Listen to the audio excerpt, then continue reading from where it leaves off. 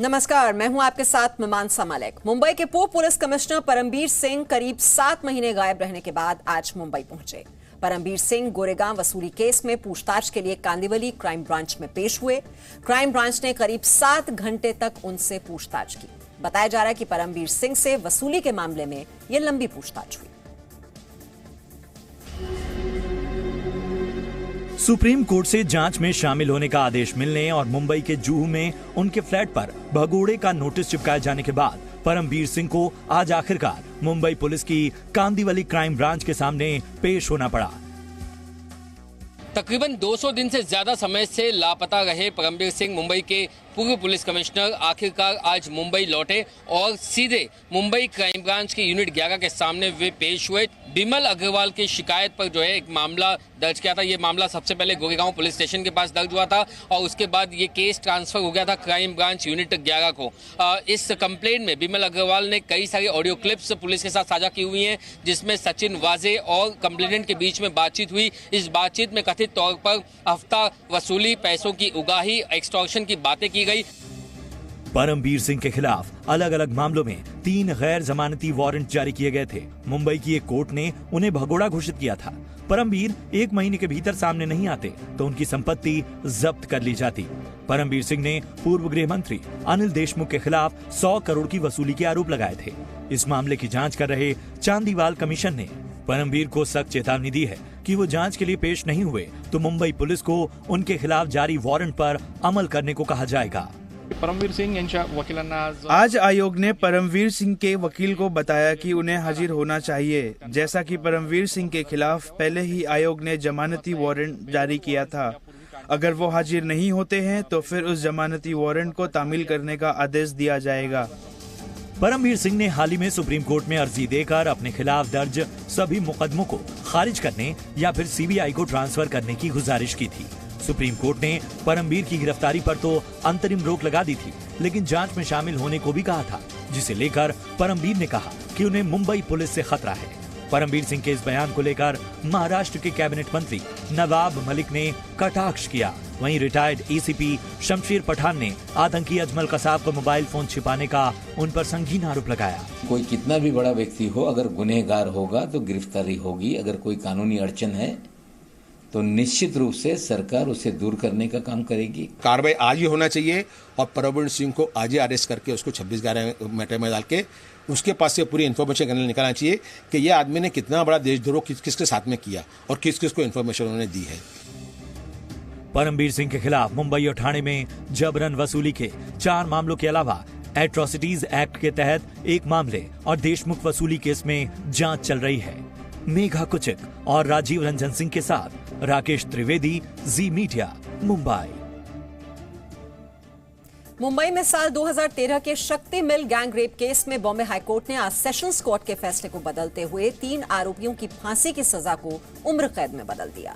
शक्ति mill case में photo journalist और टेलीफोन ऑपरेटर के साथ गैंग रेप के 2 केस साथ चले थे, जिनमें 3 आरोपी दोनों ही मामलों में शामिल थे।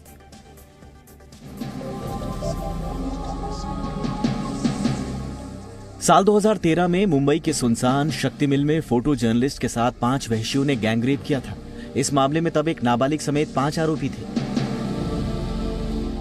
सिराज रहमान खान को उम्र कैद, विजय मोहन जाधव को फांसी, मोहम्मद सलीम अंसारी को फांसी, मोहम्मद कासिम हाफिज शेख उर्फ कासिम बंगाली को फांसी, चांद बाबू जो गुनाह के समय नाबालिग था।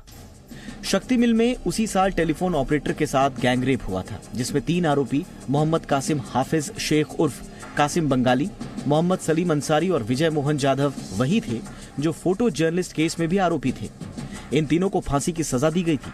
वहीं मोहम्मद अशफाक शेख को भी उम्र कैद दी गई थी। जाधव जे नाम का आरोपी गुनाह के समय नाबालिग था। बॉम्बे हाईकोर्ट ने आज इन तीनों की फांसी की सजा को ये कहकर उम्र कैद में बदल दिया है कि इन्हें जीवन भर जेल में रहते हुए अपने किए पर पछताना होगा। In this present case, since previous conviction and the subsequent conviction both happened in the same day, on the same day, it was the opinion of the court that it does not fit into the exact wording of section 376E. Delhi के Nirbhaya case के बाद मुंबई में हुआ शक्ति मिल gang rape case काफी सुर्खियों में रहा था। 22 अगस्त 2013 महिला फोटो जर्नलिस्ट के साथ शक्ति मिल में गैंगरेप। 23 अगस्त 2013 पहली गिरफ्तारी हुई जिसमें एक नाबालिग पकड़ा गया।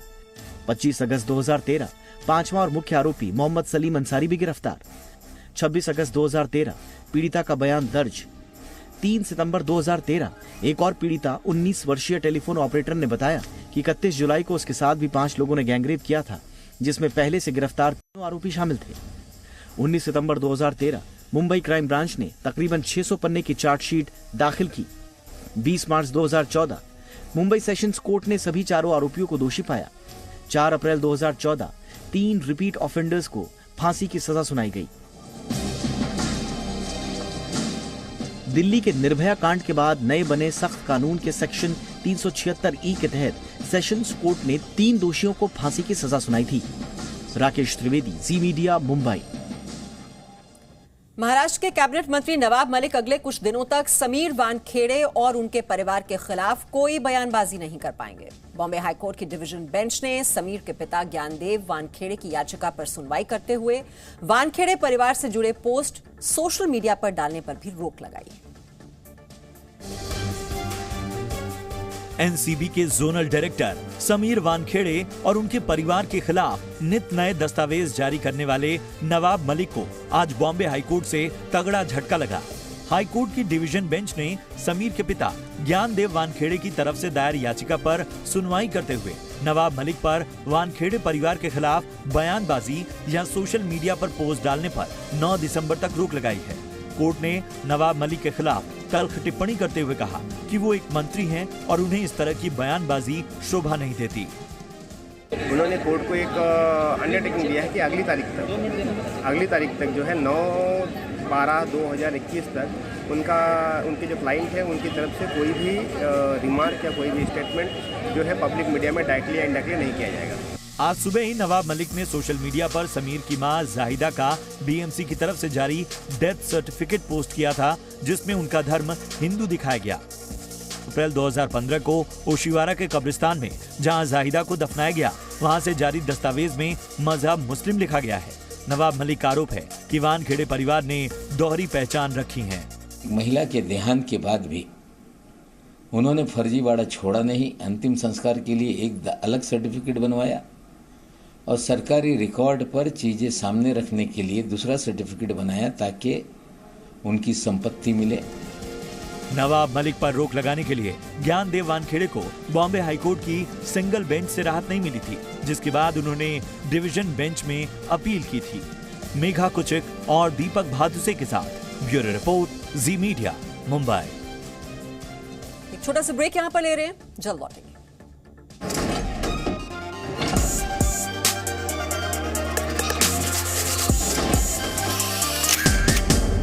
Presenting B News app, available on Google Play and App Store. Download it now.